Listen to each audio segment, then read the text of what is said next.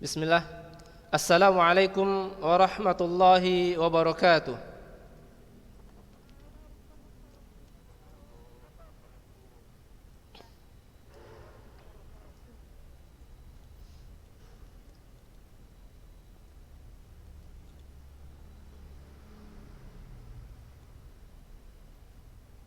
Tarik kolmonema semua. Iya. Alhamdulillah. Alhamdulillahi rabbil alamin. Wa bihi nasta'in ala umuri dunya waddin. Wassalatu wassalamu ala rasulihil karim Muhammadin khairi nabiyyin mursalin. Abnai tullab, anak-anak ustaz yang kami sayangi karena Allah Subhanahu wa taala, nahmadullaha azza wa jalla, kita memuji Allah Subhanahu wa taala dan bersyukur atas segala nikmatnya yang telah Allah berikan kepada kita.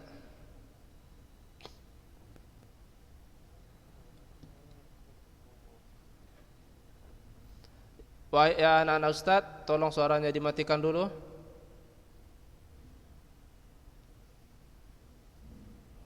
Tayyib, mumtaz, barakallahu fikum. Naam.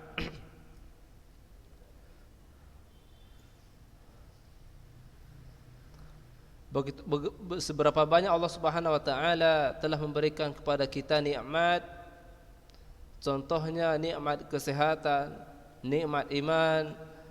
Allah Subhanahu wa taala masih menitipkannya kepada kita, masih mengamanahkannya nikmat-nikmat tersebut kepada kita. Hendaklah sebagai penuntut ilmu ya tulab, sebagai hamba, kita mempergunakan nikmat amanah yang Allah berikan. Amanah yang Allah berikan berupa nikmat ini, nikmat kesehatan, keimanan, dapat kita jalankan dalam ketaatan kepada Allah Subhanahu wa taala. Tayyib. Qabla an nabda, kaifa halukum ya tullab? Alhamdulillah. Alhamdulillah, barakallahu fikum. Tayyib. Kembali kita masuk pada pelajaran kita, yaitu mengenai adab dan akhlak penuntut ilmu. Adab dan akhlak penuntut ilmu yang ditulis oleh Ustaz Yazid bin Abdul Qadir Jawaz hafizahullah ta'ala. Tayyib ya abnai tullab.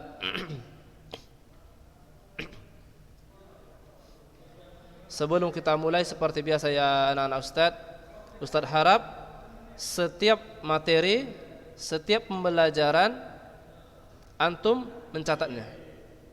Antum mencatat hal-hal penting yang ada pada pembelajaran tersebut. Jadi harapan kami ya anak-anak Ustaz, harapan kami sebagai guru antum, ketika pembelajaran berlangsung, antum memiliki buku paket, buku catatan dan juga pena. Buku catatan dan juga pena. Taib. Tujuannya apa ya anak-anak Ustaz? Seperti yang disabdakan oleh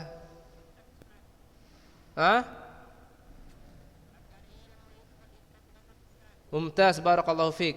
Sebagaimana yang disabdakan oleh Rasulullah sallallahu alaihi wasallam, qayyidul ilma bil kitabah. Qayyidul ilma bil kitabah. Ikatlah ilmu itu dengan tulisan.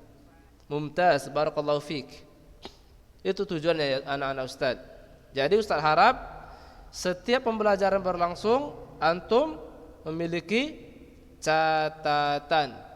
Baik, barakallahu fik. Nah, al-yaum ya abna'i tullab, akan kita bahas mengenai bab ke-8. Bab ke-8. Adab terhadap syekh, ustaz atau gurunya. Adab sebagai penuntut ilmu terhadap syekhnya, ustaznya maupun gurunya. Nah, taib. Sebelum kita mulai, ustaz ingin bertanya mengenai pembelajaran kita minggu lalu. Ustaz ingin bertanya mengenai pembelajaran kita di minggu lalu. Siapa yang tahu? Nafis Pinayungan, kaif haluk? Taib Ananda. Minggu lalu apa pelajaran kita, nak?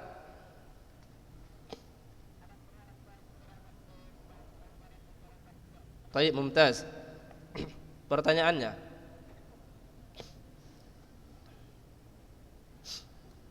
apa yang kita lakukan terhadap karib kerabat kita yang membutuhkan bantuan?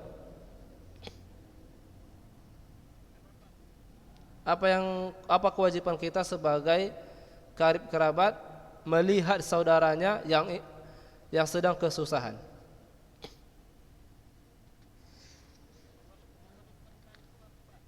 Terus apa lagi? Apa dalilnya?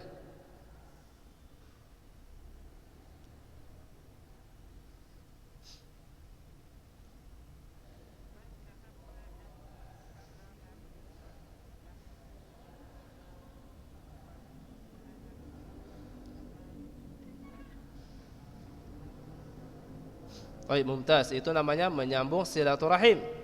Yang tadi Ustaz tanya mengenai sedekah yang antum bilang, apa dalilnya? Hah?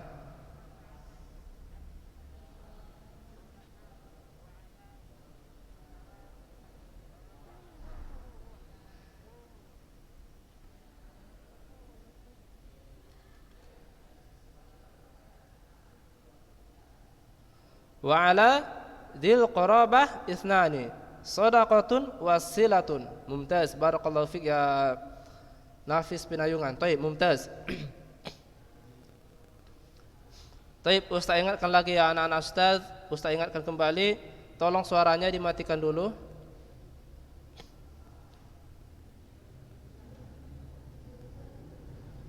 Tolong suaranya dimatikan biar kita fokus dengan satu suara saja. Baik, barakallahu fikum. Bismillah. Di sini di kitab ini ya anak-anak Ustaz dibahas juga mengenai adab terhadap syekh, ustaz atau gurunya.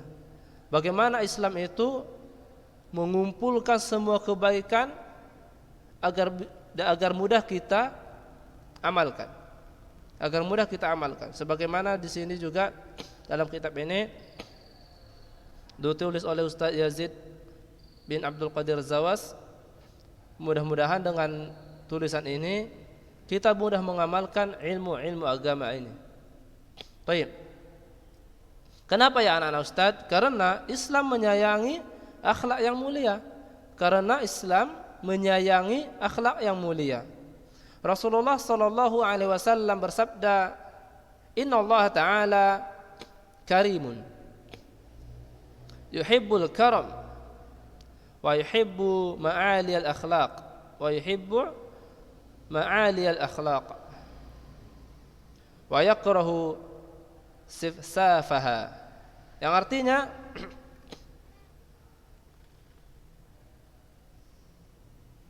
artinya sesungguhnya Allah Subhanahu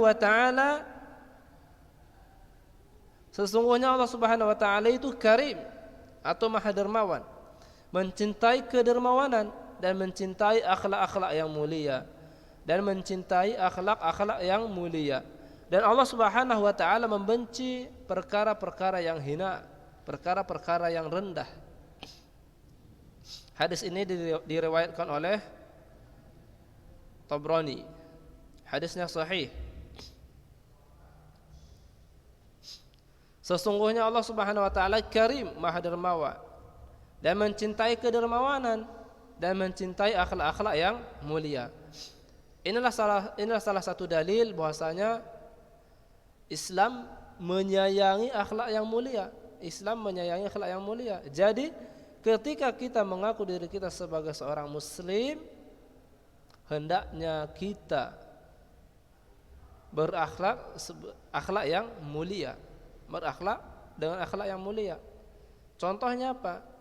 Ketika berjumpa dengan teman, berjumpa dengan saudara yang muslim, hendaknya kita menyapanya dengan ucapan assalamualaikum,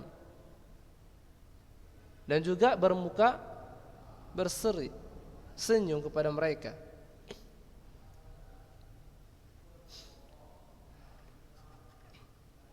Baik. Dan juga ya anak-anak Ustaz, kita dilarang mengenai perkara-perkara yang rendah atau hina. Kita dilarang mengenai akhlak-akhlak yang terhina. Contohnya apa saja akhlak yang rendah? Contohnya apa saja hal-hal yang terhina itu? Seperti kesombongan, kekikiran, kemalasan, pengecut, sikap kasar, keras kepala. Ini semua hal-hal yang rendah, akhlak-akhlak yang buruk. Ini semua akhlak-akhlak yang buruk. Kesombongan, kekikiran, kemalasan, pengecut, sikap kasar, keras kepala, pembangkang. Ini semua hal-hal yang buruk. Hendaknya sebagai penuntut ilmu ya tulab, kita menjauhi perkara-perkara ini. Hendaklah sebagai penuntut ilmu kita menjauhi perkara-perkara tersebut. Jangan hilangkan rasa sombong, hilangkan keangkuhan dalam diri. Kenapa? Karena hal itu dibenci oleh Allah Subhanahu wa taala. Karena perkara-perkara tersebut dibenci oleh Allah Subhanahu wa taala. Baik.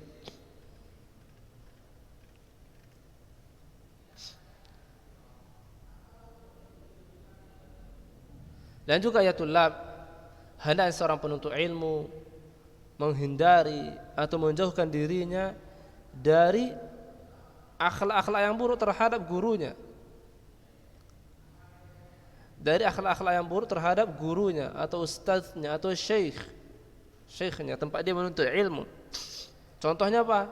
Ketemu guru tidak mau salaman, ketemu guru pergi menghindar dari gurunya. Sedangkan kita belajar sama dia, mengambil ilmu sama dia. Kenapa kita tidak mau bertemu dengan guru? Kenapa kita tidak mau ketika berjumpa dengan gurunya senyum, mengucapkan salam, assalamualaikum? Ini anak-anak ustaz sebagai adab terhadap penuntut ilmu kepada gurunya. Ketika bertemu, ucapkan salam, bersalaman dengannya, luangkan waktu untuk menanya kabarnya. Ini akhlak yang baik, ahsan jika antum amalkan. Tegur gurunya ketika berjumpa. Jangan palingkan muka antum ketika berjumpa dengan guru antum. Enggak boleh.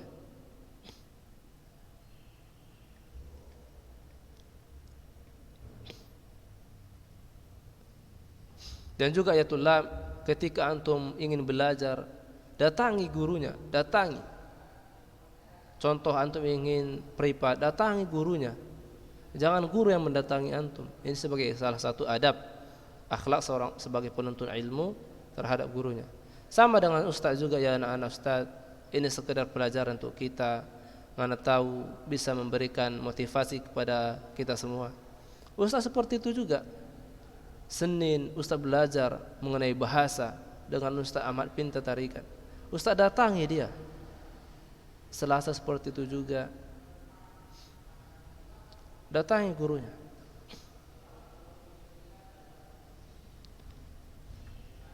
Taib. Nah, ini ada beberapa adab sebagai penuntut ilmu terhadap gurunya atau syekhnya atau ustaznya. Ini dia. Di antara adab-adab penuntut ilmu terhadap syekh, ustaz atau gurunya. Yang pertama apa? Baik, kita baca.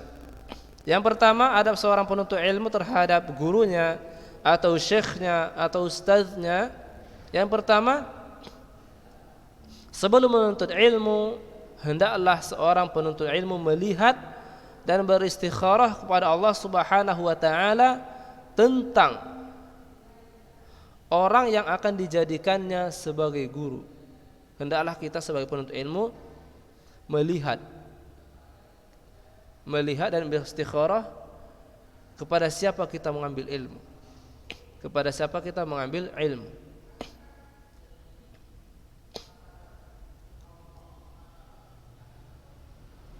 Yaitu bagaimana orang-orang yang bagaimana seharusnya kita ambil ilmunya. Orang-orang bagaimana ciri-ciri ustadz atau guru yang akan kita ambil ilmunya. Yaitu orang yang kelak diteladani akhlaknya, diteladani akhlak dan adabnya. Orang yang diteladani akhlak dan adabnya. Taib, itu dia. Yang pertama.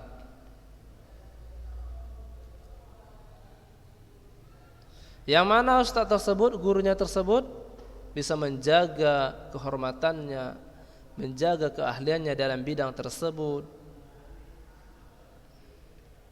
Taib, itu dia. Itu yang pertama. Yang pertama ialah melihat dan beristikharah kepada Allah Subhanahu wa taala jika ingin belajar kepada seorang guru. Bagaimana kriteria gurunya tersebut?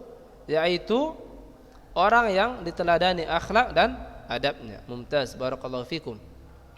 Yang kedua, menghormatinya dan memuliakan kedudukannya. Menghormati guru dan memuliakan kedudukannya. Maksudnya memuliakan kedudukan dia sebagai seorang guru. Sebagai seorang guru kita mengambil ilmu darinya. Taib, itu yang kedua ya anak-anak ustaz.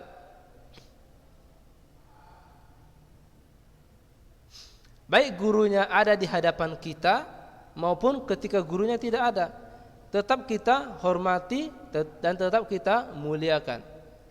Itu dia. Yang ketiga, poin-poin penting tadi bisa antum catat ya. Poin-poin penting tadi bisa antum catat. Yang ketiga, memulai mengucapkan salam. Memulai mengucapkan salam ketika bertemu dengan guru, ketika berada di majelisnya. Taib. Meminta izin ketika akan duduk atau pergi dari majelis tersebut. Contohnya ketika antum di sekolah nih. Contoh ketika di sekolah, ustaznya atau gurunya sudah berada di kelas. Ketika antum ingin keluar kelas, izin dulu sama gurunya. Izin dulu kepada guru. Ketika antum terlambat, guru antum sudah ada di dalam kelas. Ketika antum terlambat, ketuk pintu, ucapkan salam. Ketuk pintu, ucapkan salam. Tanya gurunya, apakah saya boleh masuk? Ustaz atau Pak, bolehkah saya masuk? Jika dipersilahkan, silahkan masuk. Itu adab sebagai seorang penuntut ilmu, meminta izin kepada gurunya ketika dia ingin keluar, ketika ia ingin masuk ke dalam majelis tersebut. Ini terkhusus di sekolah. Terkhusus di sekolah. Barakallahu fikum. Yang keempat, Naam, mada? Tafadhal. Silakan. Sabar, ada pembahasannya di bawah. Sabar ya. Oke, Ahmad Ghazali. Tuh, sabar ya, ada pembahasannya di bawah. Baik, barakallahu fik. Yang keempat, hendaklah ia duduk di majelis ilmu dengan cara duduk seorang pelajar. Bagaimana duduk seorang pelajar ya anak-anak ustaz? Siapa yang tahu? Ahmad Ghazali, bagaimana duduk seorang pelajar?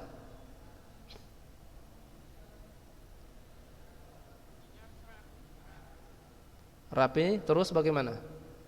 Duduk di atas meja? Di atas kursi? Mumtaz, barakallahu fik.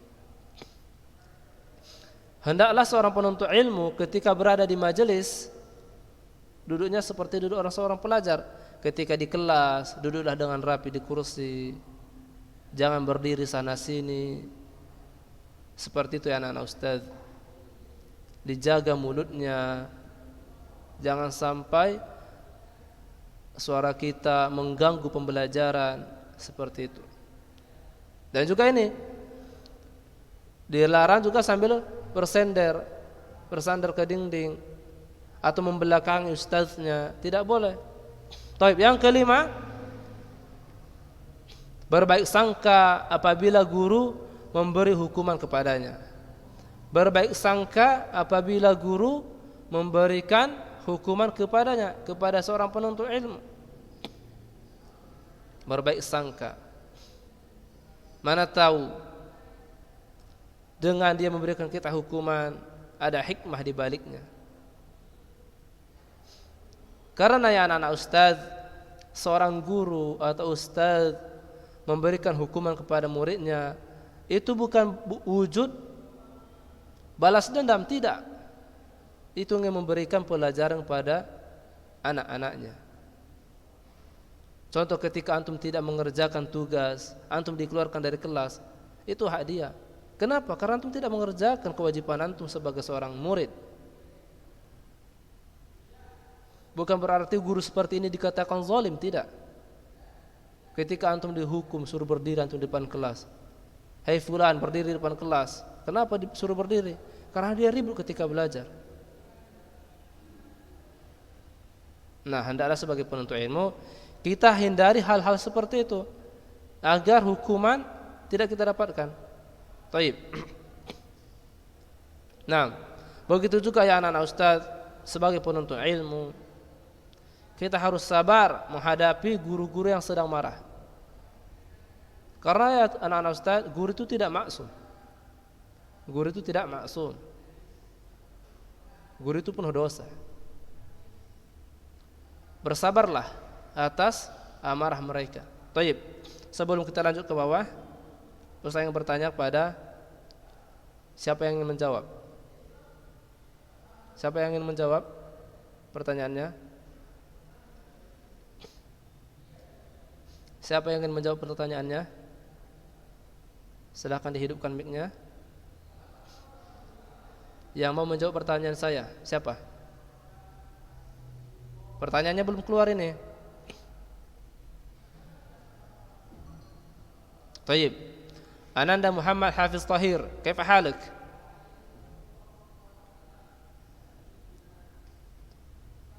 Hafiz Tahir, mawjud? Ada orangnya? Ada. Taib. Pertanyaannya.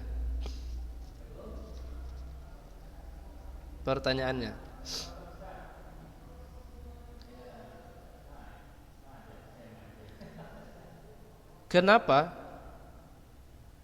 kita diperintahkan untuk berakhlak yang mulia?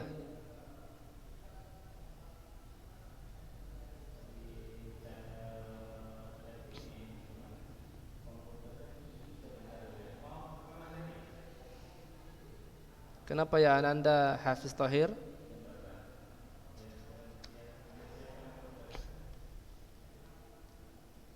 Karena akhlak-akhlak yang mulia dicintai oleh Allah Subhanahu wa taala. Seperti di awal tadi, innallaha ta'ala karimun yuhibbul karam wa yuhibbul ma'aliyal akhlaq.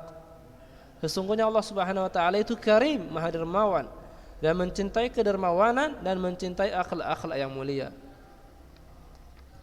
Karena itulah kita dianjurkan untuk berakhlak yang mulia. Barakallahu fik. Nah, taib. Seorang penuntut ilmu harus sabar menghadapi guru yang sedang marah, gurunya yang sedang marah. Janganlah ia meninggalkan gurunya karena dengan begitu ia telah kehilangan kebaikan yang ada pada guru tersebut. Ketika gurunya marah, jangan langsung ditinggalkan. Bersabar atas apa yang disampaikannya. Tentu di sini marah bukan berarti marah ketika kita berbuat kebaikan, tidak. Bisa saja gurunya marah ketika kita berbuat keburukan dalam majelisnya. Nah, seperti itu.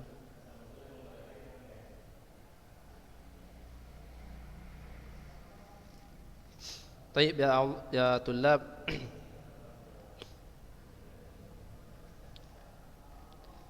Imam Ibnu Jama'ah rahimahullah berkata, sebagian ulama salaf berkata, siapa yang tidak sabar terhadap kehinaan dalam belajar, maka sisa umurnya ada pada kebutaan dan kebodohan. Barang siapa yang tidak sabar atas perihnya menuntut ilmu, maka ia telah bersabar atas kehinaan, kebutaan dan kebodohan pada dirinya. Jadi intinya ya tulab, ketika belajar bersabarlah. Ketika belajar bersabarlah. Sebagaimana yang ada di sini, Imam Syafi'i rahimahullah berkata dalam syairnya,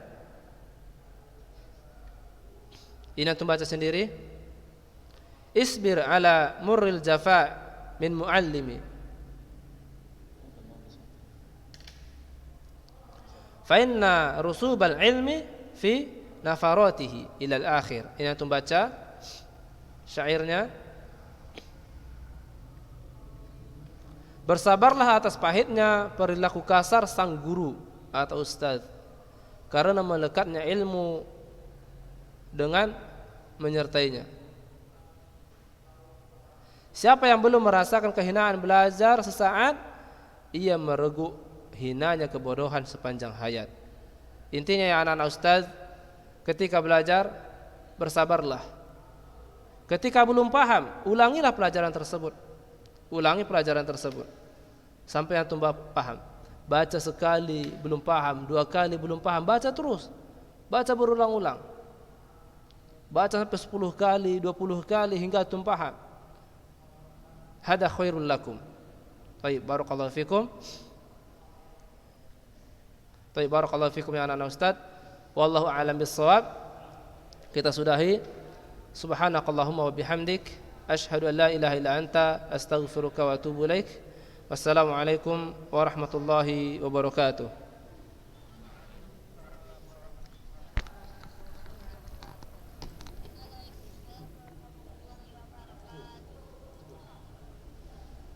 Syukur Pak, jazakallahu khairan.